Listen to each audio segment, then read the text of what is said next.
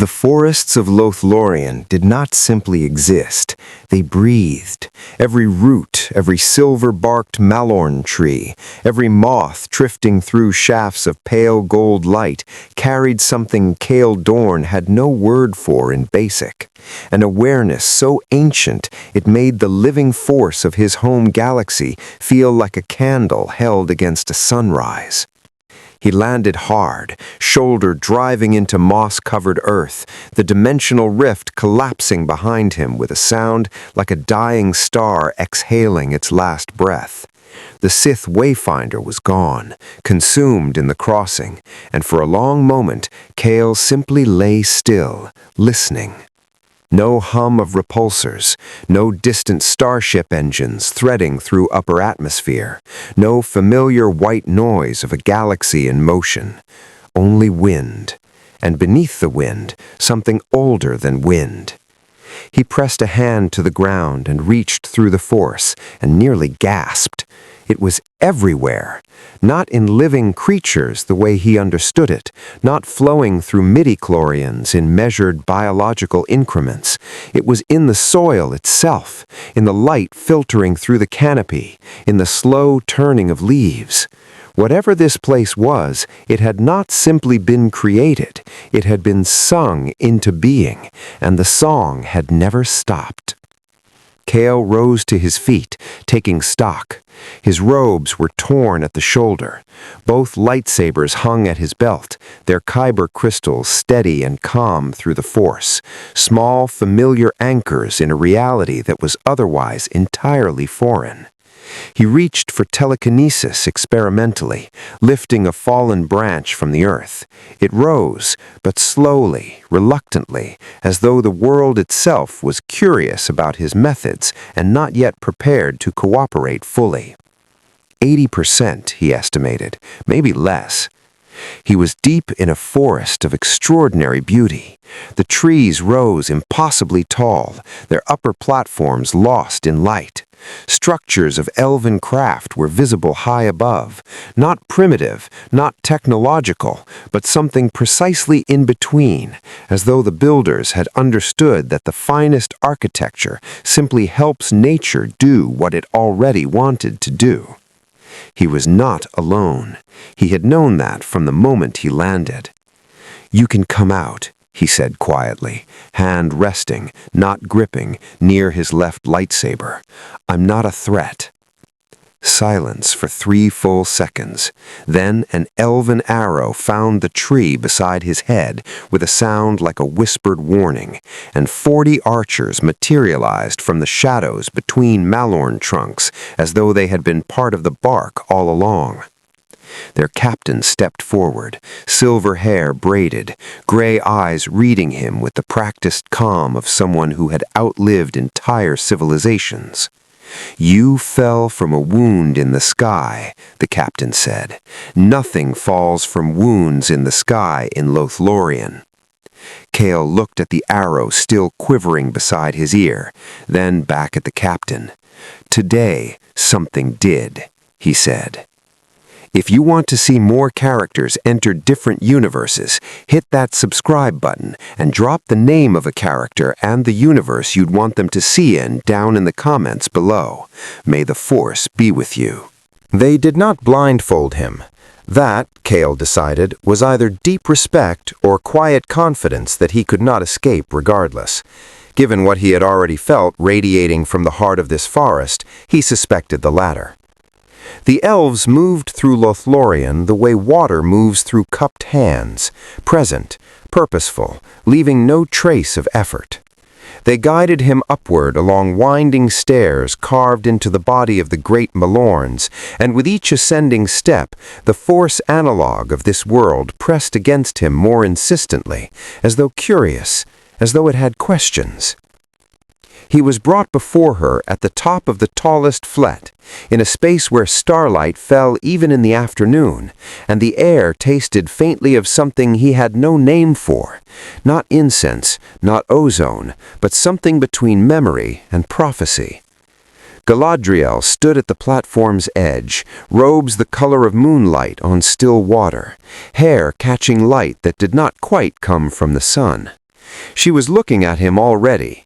She had been looking at him, he understood, since before he landed. Kale had stood before Yoda. He had been in the presence of beings who carried the Force like a second skeleton, but nothing in his experience had prepared him for the quality of this woman's attention. It was not invasive, it was simply total, the way deep water is total, the way gravity is total. "You are not of this world," she said. It was not a question, and it required no answer, but he gave one anyway. "No, I'm not." "You carry light in your hands." Her eyes moved to his belt, to the lightsaber hilts. "But you did not make that light. It was given to you by something small and very old, buried in crystal." A pause. "In my world, we would say a stone chose you." Kale felt the edge of her perception moving through his mind, not forcing, not tearing, simply present, the way dawn is present whether you invite it or not. He had been mind-touched by Force sensitives before. This was categorically different. She was not reading his thoughts so much as reading the shape of everything he had ever been. He let her. Resistance felt not only futile, but somehow rude. What she found clearly gave her pause. He watched the stillness behind her eyes shift, not to fear, but to something more complex, calculation, grief, a distant wonder held carefully in check. "You have seen much darkness," she said at last. "Yes." "And carried it without being consumed." She tilted her head slightly. "That is rarer than you know, even in your own galaxy." Lord Celeborn stepped forward from the shadow of a silver pillar, his expression carrying the particular reserve of someone who has learned that patience is simply wisdom wearing comfortable clothing.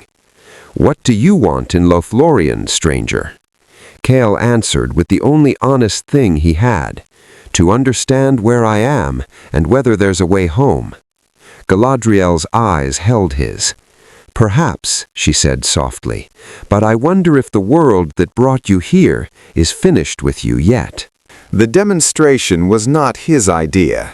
He had asked for nothing more than a meal, a night's rest, and whatever star charts the elves possessed, though he suspected their navigation methods and his navicomputer would have very little to discuss.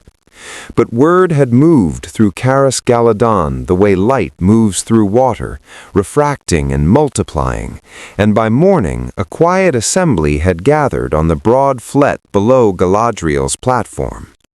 Elves were not, Kale had already learned, a people easily impressed.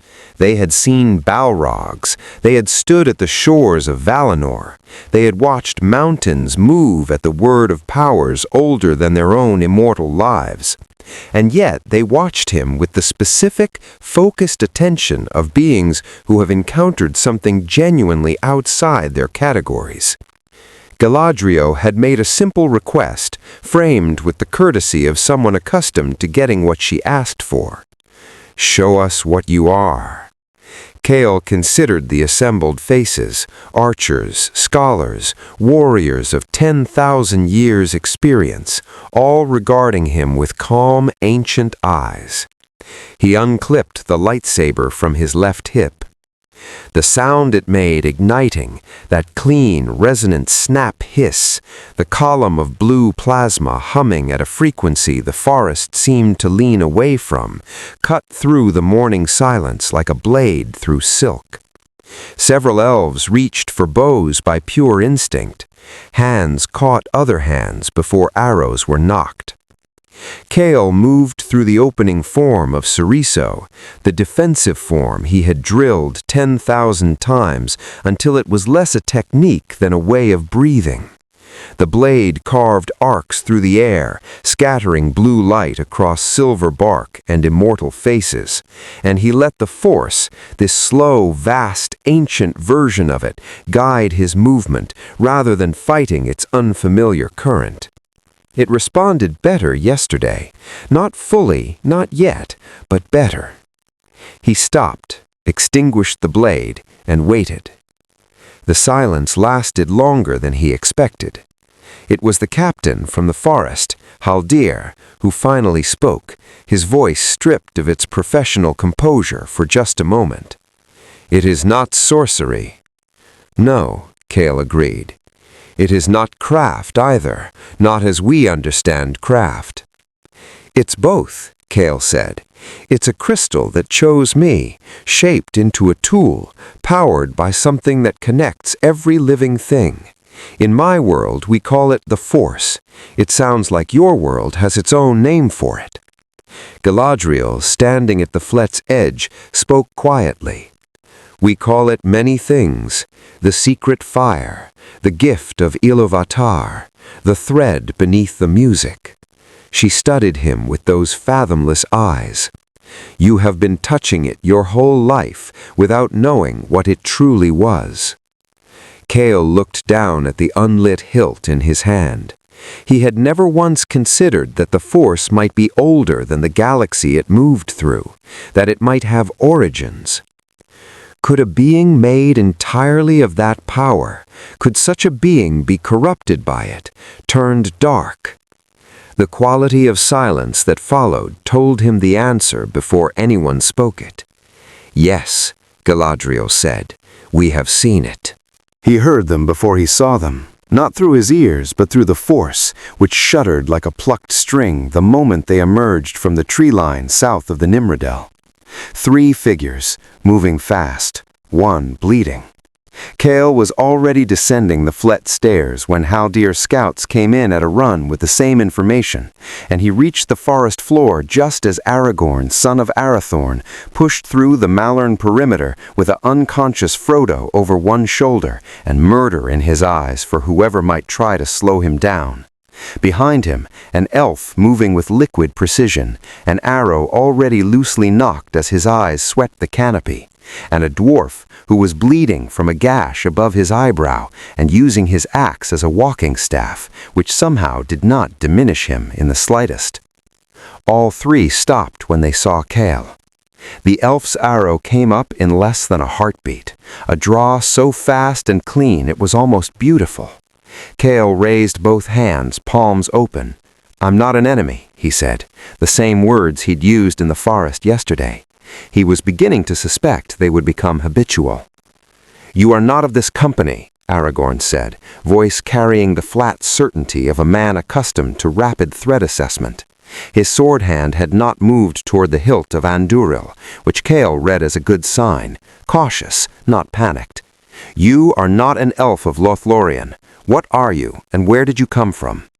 "Far away," Cale said honestly, "further than you have cartography for."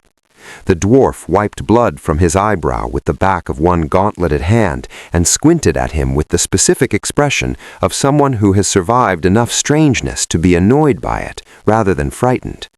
"He's wearing a brown robe and carrying 2 metal sticks.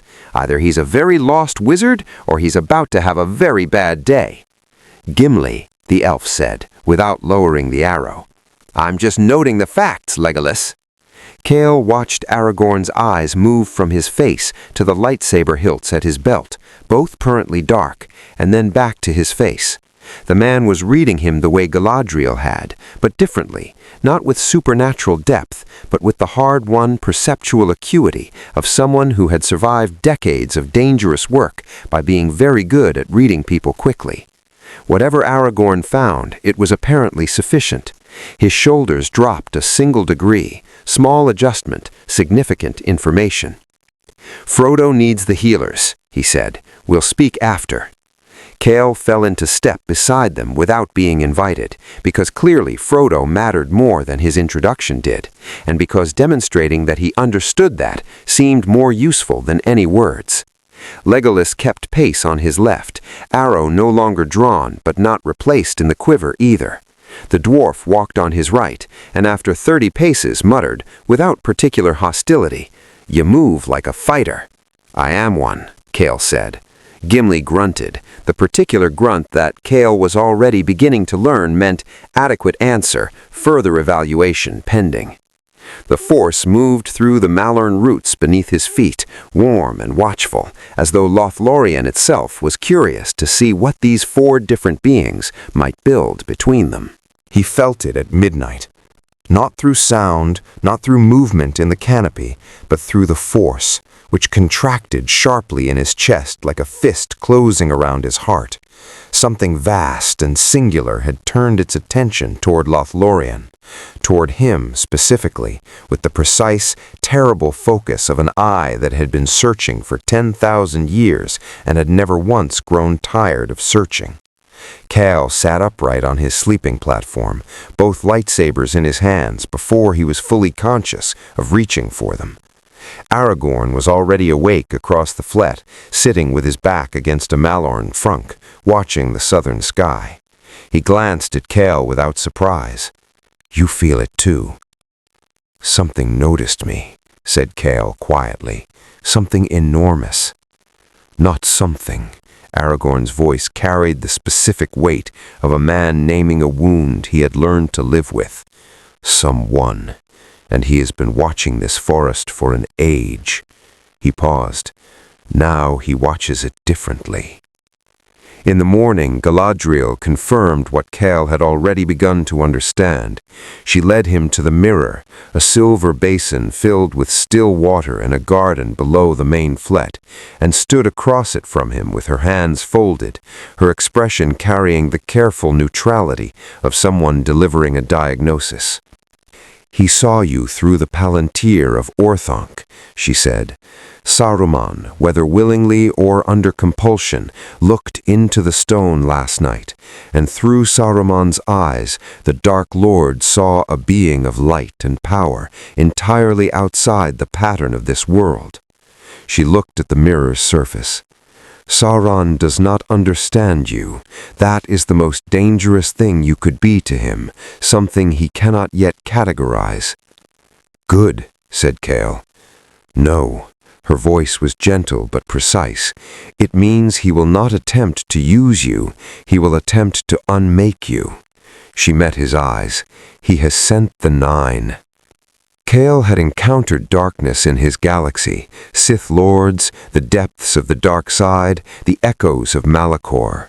He had felt evil the way a navigator feels a gravity well, as pull, as warning, as the instinctive knowledge that certain directions meant death. What he felt now, moving at the edge of his perception like cold water rising, the approach of the Nazgûl, was different in quality from anything in his experience. It was not simply dark, it was absent. 9 voids shaped like men, moving on horses that no longer fully belonged to the living world. The force recoiled from them the way flame recoils from vacuum. "How long?" he asked. "Days, perhaps less." Galadriel turned from the mirror. "Lothlórien will not fall to them. The power here is old enough that even the Nine cannot simply ride through our borders.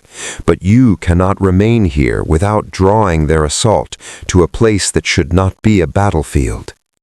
Cale looked at Aragorn, who had followed them to the garden's edge and stood now with Legolas and Gimli close behind. The Fellowship, moving towards something enormous, with everything they had and nothing to spare. He thought about the Force, this ancient, vast version of it, moving through the roots below his feet, about Galadriel's words, "The world that brought you here may not be finished with you." He asked Aragorn, "Where are you going?" Aragorn said, "Rohan, and then wherever the path demands." Cale clipped both lightsabers to his belt. "Then I'm going with you." Gimli's grunt this time meant something closer to "about time." The Nazgûl found them on the plains of Rohan, 2 days east of the Entwash, under a sky the color of an old bruise. There was no warning in the conventional sense, no horn, no distant thunder of hooves. Only the horses screaming first, then the cold, then the sound, a shriek that did not come from any throat that had ever known warmth or breath or the small ordinary mercies of being alive. It split across the plain like a crack in glass, and Cale felt every hair on his body stand rigid as the force flooded his system with the most primal warning it had ever issued him.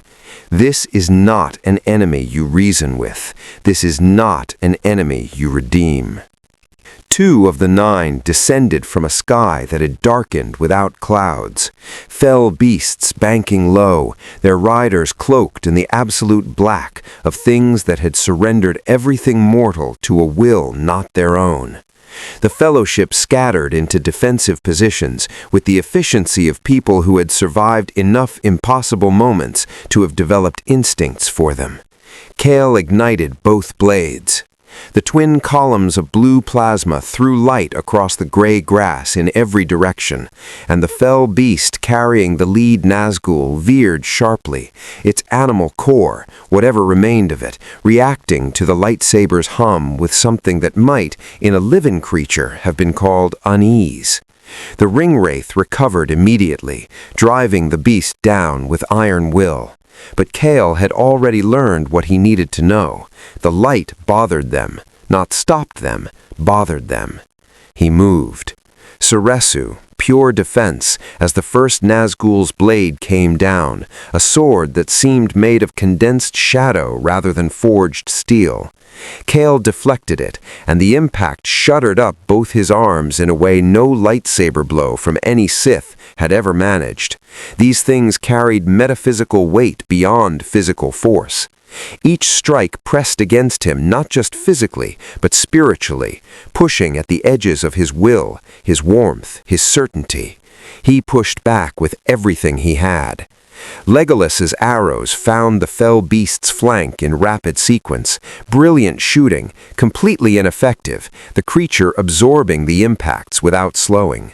Gimli drove toward the second Nazgûl on the ground with an axe and more courage than could reasonably be called tactical. Aragorn fought with Andúril, burning silver in the fading light, and the blade clearly held some quality the ringwraiths respected, because the second one circled rather than pressing. Cale reached into the Force, the deep, vast, ancient version, and pushed. Not a targeted telekinetic strike, a wave, everything he could draw from this world's ancient spiritual wellspring, gathered and released outward in a single concentrated pulse. It was not Jedi technique. It was something older that he had discovered by reaching deeper than technique into the Force's actual nature.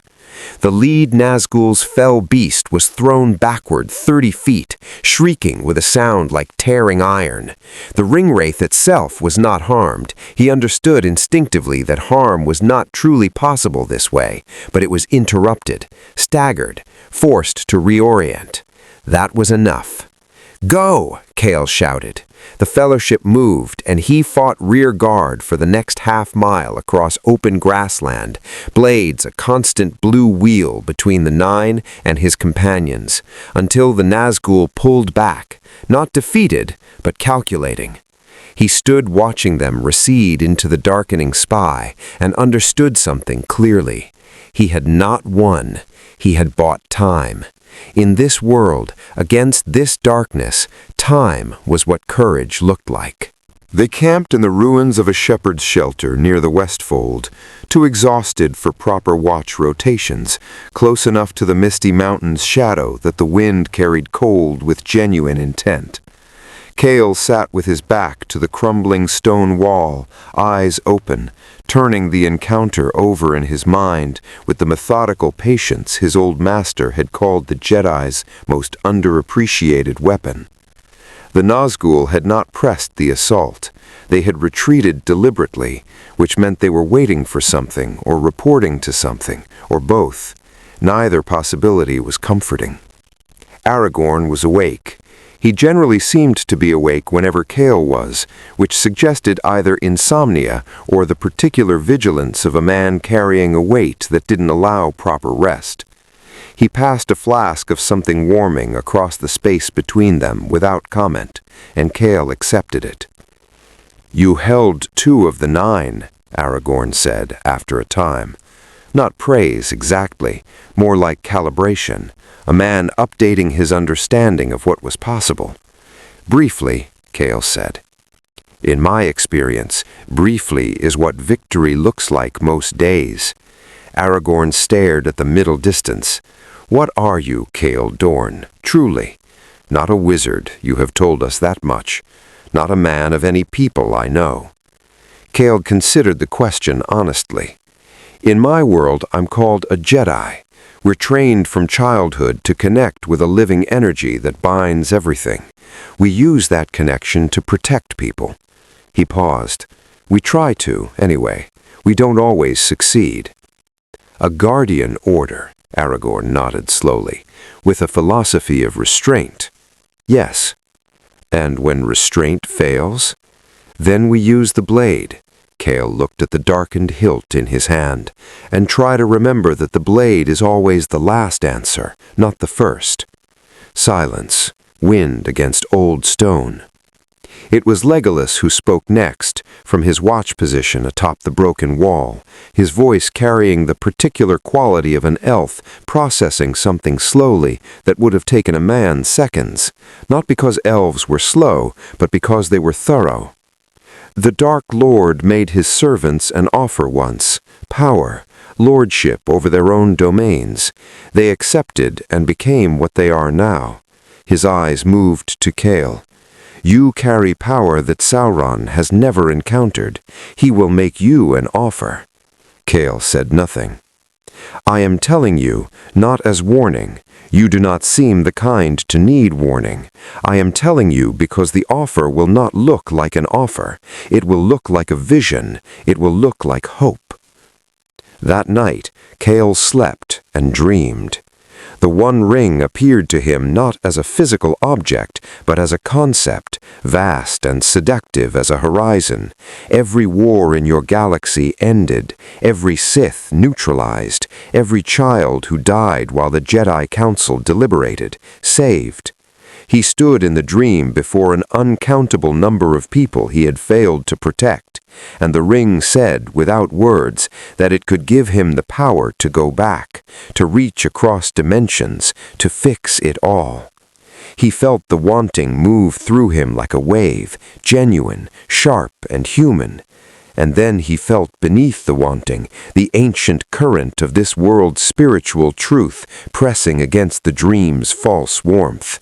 Not the ring's power, the world's power, reminding him that strength built on domination does not protect the people you love. It replaces them with people who belong to the strength. He woke before dawn, cold and clear-eyed. I know, he said quietly, to no one and everyone. Across the camp, Aragorn met his eyes and said nothing. His expression said enough. The walls of Helm's Deep rose from the rock of the Thrihern like something the mountain had simply decided to become, massive, ancient, radiating the particular stubbornness of things built by people who understood that hope and stone were not so different. Cale had never intended to be here. He had intended, loosely, to follow the Fellowship toward whatever dark place their road demanded, then find some way to locate whatever rift or force anomaly might return him home. But the road had its own geometry, and when 10,000 Uruk-hai materialized out of the darkness below the deeping wall like a tide that had decided to become an army, going home became the second most urgent matter on his mind. He stood on the battlements beside Aragorn as the drums began. How many? Cale asked. More than enough, Aragorn said. A soldier's answer. Not despair, not optimism, just the flat acknowledgement of arithmetic. The Uruk-hai were unlike anything Cale had fought before, not in raw power, but in nature. They were not soldiers following orders out of fear or loyalty or ideology. They were purpose-built weapons, bred specifically for this single terrible function, and they advanced with the blank, overwhelming momentum of a geological event. No hesitation, no self-preservation, just mass and direction and noise. Cale felt the force straining around him differently here than in Lothlórien. Not weaker, if anything stronger, electric with the specific spiritual tension of a moment that history would have to carry forever afterward, a pivot point that the world's own consciousness recognized. But it was the force of this world, and he was still learning its grammar. When the ladders hit the walls, he moved. He fought differently here than he had against the Nazgûl, not defensive circles, but aggressive, linear, protecting sections of wall the way a Jedi is taught to protect corridors, one threat at a time, full attention, nothing wasted. The lightsabers cut through Uruk-hai's steel without slowing, and the soldiers of Rohan around him, already pushed to the outer edge of what courage could sustain, found something in the twin blue lights moving along their wall that reset a dial somewhere deep in the human chest. The dial marked, "We are not alone."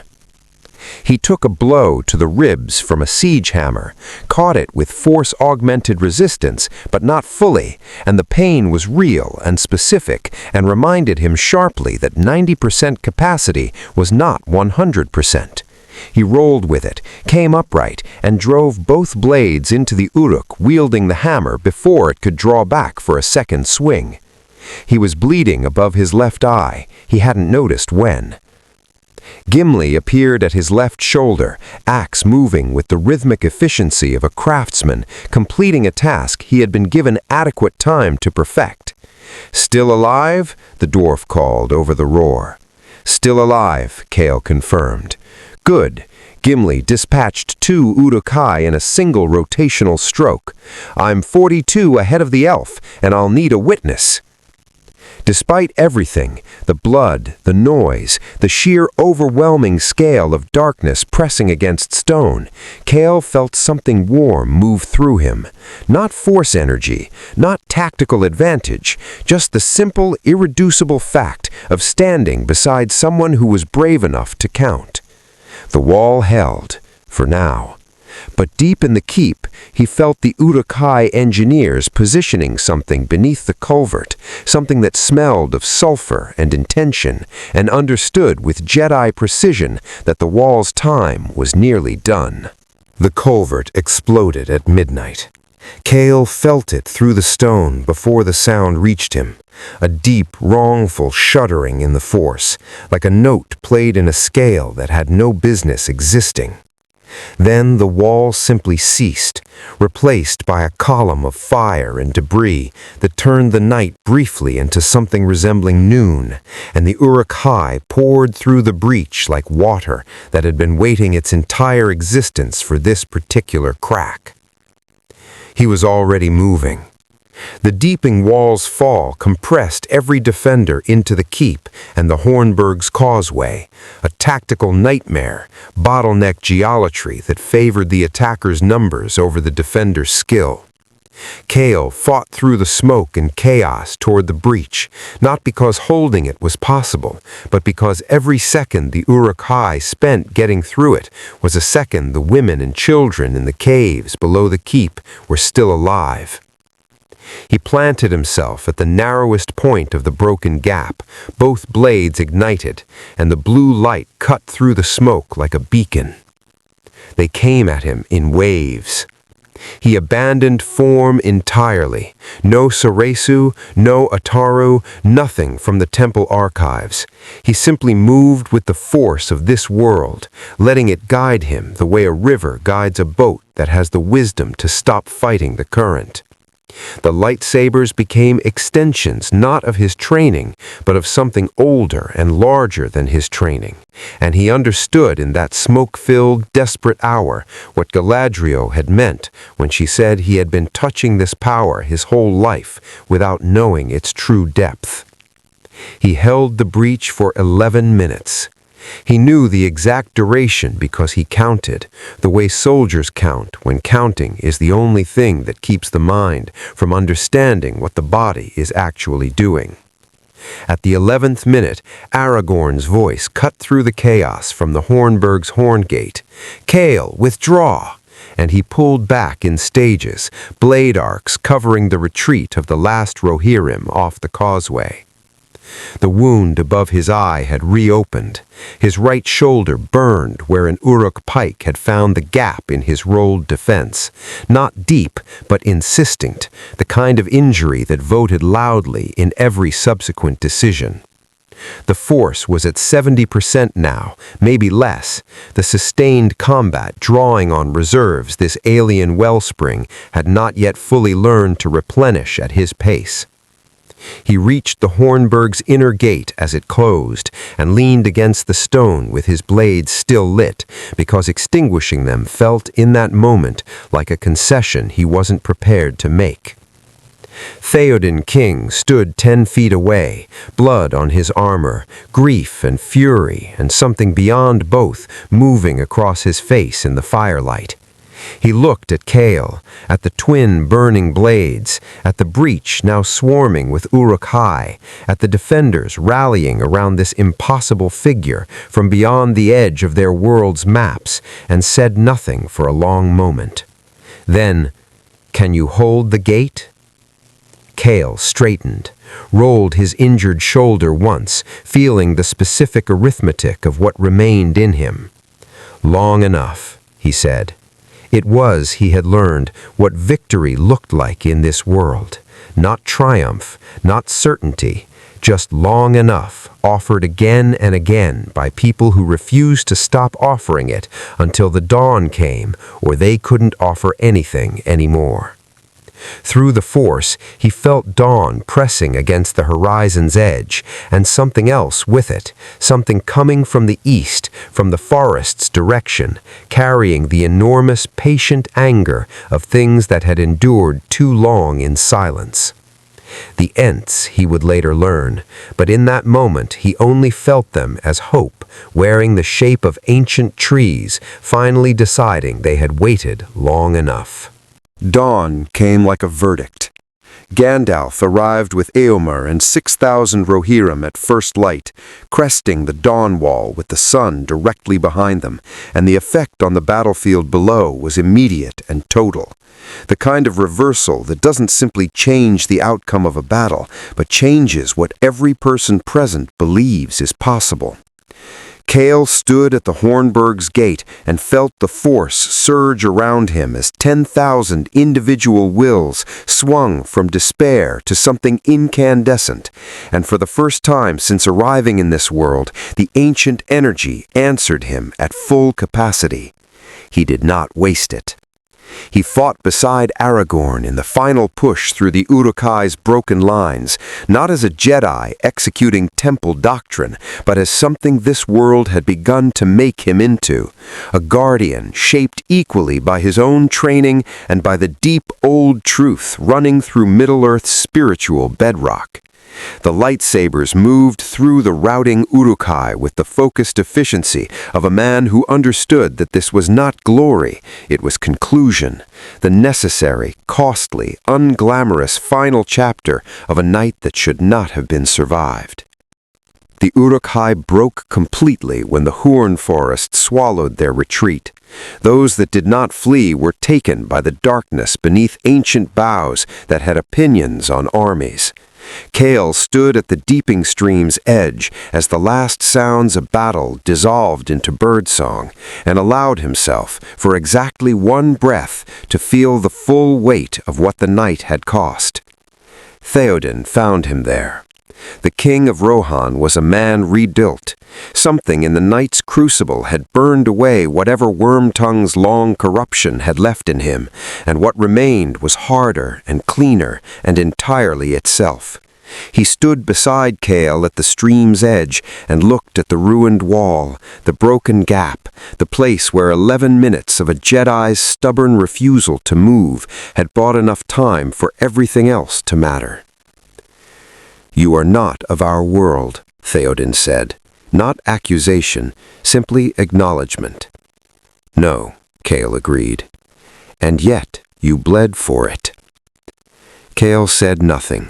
The stream moved over its stones with the absolute indifference of water, which has been solving the problem of obstacles longer than any army. "In Rohan," Theoden said, "we have a word for men who stand in the gap when the wall falls." He paused. "I find I do not care that you are not a man." He placed a hand briefly on Cale's uninjured shoulder and walked back toward his people. Legolas appeared at Cale's left, silent like light through leaves. They stood together watching the horn forest settle into stillness. "Will you go home now?" the elf asked. Cale reached through the Force, this vast, ancient, singing version of it, and felt the dimensional boundary that separated his galaxy from this world. It was there, distant but locatable, a thread he could follow given time and stillness and the right confluence of energy. He also felt, moving at the edge of perception, the eye turning its full attention southward toward a mountain and a fire, and a small, exhausted being carrying the most dangerous object in the world on a chain around his neck. The thread home could wait. "Not yet," he said.